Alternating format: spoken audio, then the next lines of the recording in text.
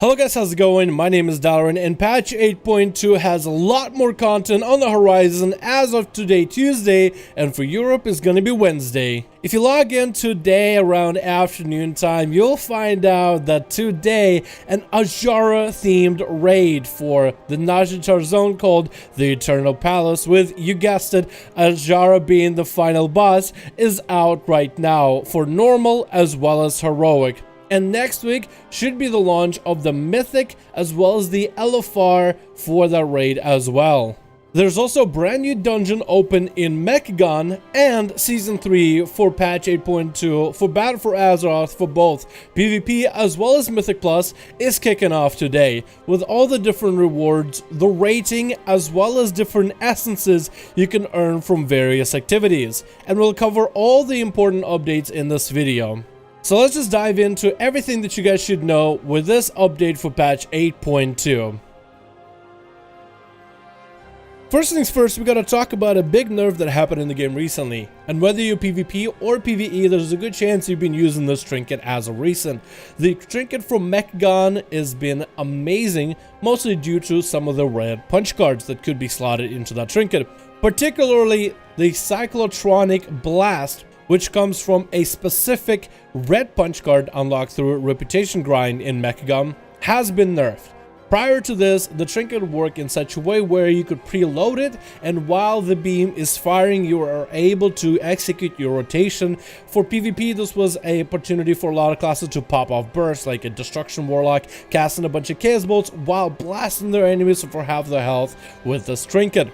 Blizzard didn't want to nerf the damage of this trinket, but its effect where you can use abilities while blasting your enemy with it was a bit much. So now this trinket is going to be exclusive, so if you start casting other spells while the trinket is busy zapping your enemy, then the trinket will stop zapping. So when you are using it, there's going to be a short cast time, then you need to wait out the channel, and that basically just makes the trinket a little bit less overpowered with this brand new change. Let me know how this trinket feels. I don't think this trinket will be that bad. The problem with this trinket was for the raid environment, it was actually out-simming with how it functioned prior. This trinket was out-simming some of the high-end tier raid trinkets from the brand new raid.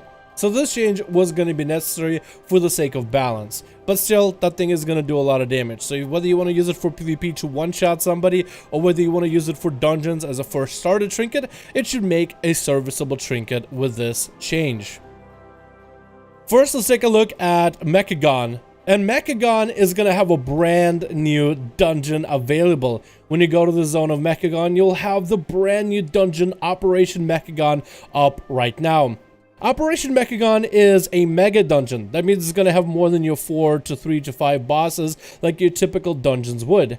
Instead, it's very similar to Karazhan from back in the day, where Karazhan would have 2 parts to it. So Blizzard is going to be splitting this dungeon for Mythic Plus purposes into part 1 and part 2, but it has 8 bosses and a lot more loot.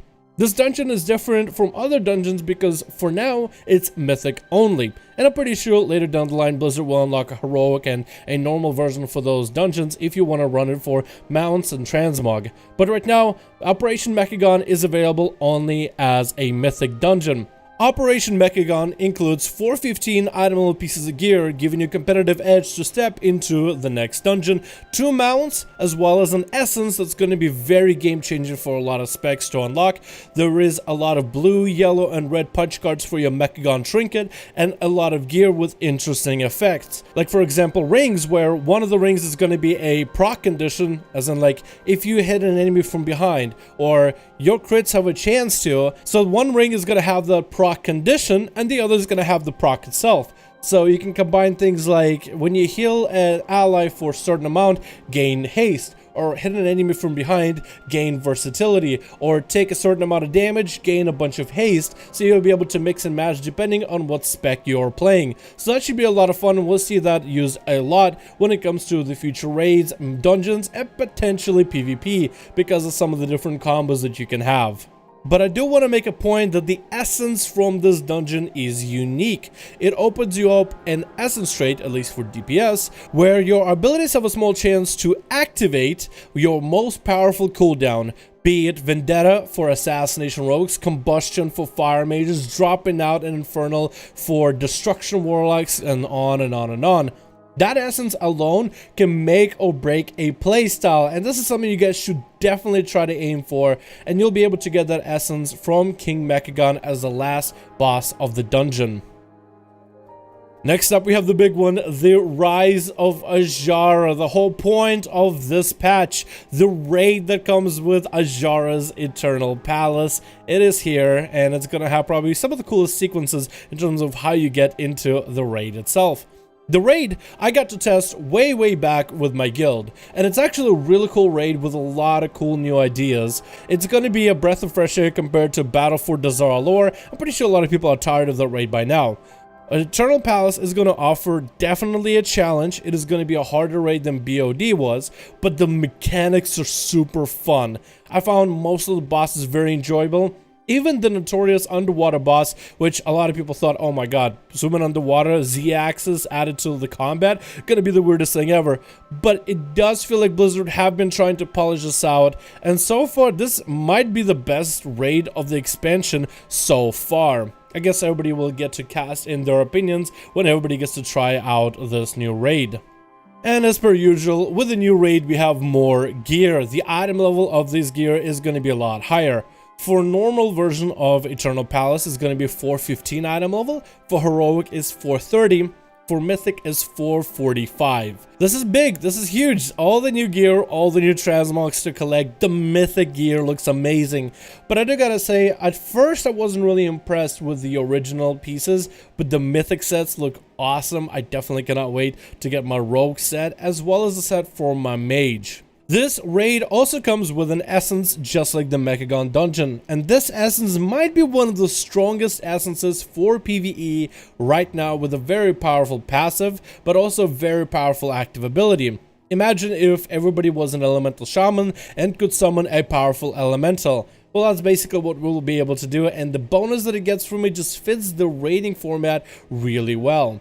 So a lot of you guys should be looking out to snag that essence ASAP.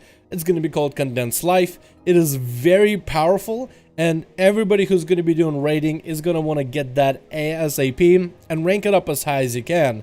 The damage that you get out of it, as well as the passive, is going to be great for both dungeons, PvP, as well as PvE.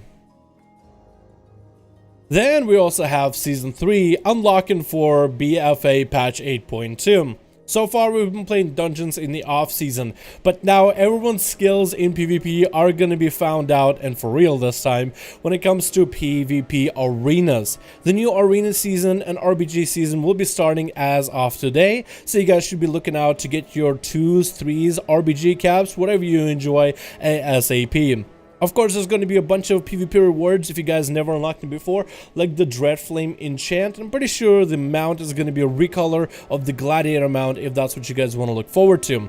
From PvP, you'll also be able to unlock an essence that allows you the use of an honor talent anywhere you go. That means an honor talent you might be able to use in dungeons, raids, as well as PvP. So it's going to be a very powerful essence that a lot of classes will find use in, that has a passive verse effect. So it's going to be really interesting to see how many classes find that essence useful depending on what abilities you get. Blizzard did kind of streamline a lot of their abilities, so rogues, you guys are not getting anything amazing. We get maneuverability. So while it's not going to be insane, some of the specs are getting something amazing. For example, druids get thorns. You can put it on your tank and allow them to tank and do more damage to a boss inside of a dungeon or a raid, or just hold aggro easier. Or if you're a monk, you can go for Expel Harm to be able to heal an ally and deal damage to anybody around them while building you up chi, kind of like this pseudo healer DPS role. Or better yet, if you are an elemental shaman, unless they change this one, you should still have Light and Lasso as your talent of choice, which is going to be insane. Having all those talents readily available for your spec in PvP is going to be huge, but some of them are going to have incredible uses within dungeons and raids. And finally, we have the Mythic Plus Season 3 going to be starting out as well. Just like the PvP side of the game, the actual essence that you might be able to earn from Mythic Plus isn't going to be that difficult to get. It's actually a very powerful essence if we were still in Reaping, but with Season 3 we're going to be getting a brand new affix instead. The essence will allow you to have a passive haste stacking buff that you will lose if you don't deal damage to an enemy. and the active effect is to fire a massive beam projectile at an enemy over 2.5 seconds, which I think could be busted within PvP. Now, this essence itself is going to be insanely big for any spec that isn't great at AoE. So you could have a lot of specs focused down on single target and use this essence to blast enemies and kind of rotate between your group who uses which when, so you don't overlap it within dungeon mobs. I think this is definitely going to give a lot more specs and more competitive edge with all these different essences, particularly with this one, because it lets you cleave through AoE trash packs for specs like Enhancement Shaman, for example, which is the spec you've seen me play on my screen. I might be able to go as enhancement for a more pure single target build and allow the essence system in BFA to help me out in some parts where I'm generally not great at. Thank you guys so much for watching this video. I do hope you enjoyed. This is everything that's happening in patch 8.2, and hopefully I covered it in as much detail as I could. Hope you guys are having a good one. Thank you guys for checking out this video, and I'll see all of you in another one.